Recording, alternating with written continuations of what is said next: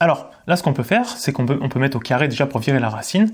On aura donc 6t carré plus 2t plus 1 égale 1 au carré, donc égale 1. 6t carré plus 2t égale 0.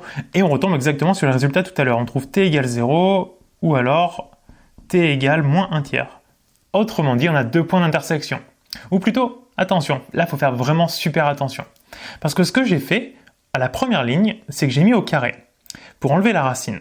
Sauf que, alors là, ça rentre un petit peu dans le compliqué, mais la racine carrée et la fonction carrée, elles sont pas en bijection l'une par rapport à l'autre. C'est-à-dire que quand je mets au carré pour enlever la racine, je peux pas aussi facilement que ça remettre la racine carrée par-dessus. Ça marche pas exactement de la même façon. En fait, là, on va le comprendre très rapidement. Imaginons qu'on prenne x égale 3. Alors, forcément, x au carré vaut 9. Oui, mais si on revient dans l'autre sens, si on met la racine, on peut se le représenter graphiquement rapidement. La fonction carrée, elle est là. X carré égale 9. 9, il est là. On a deux solutions.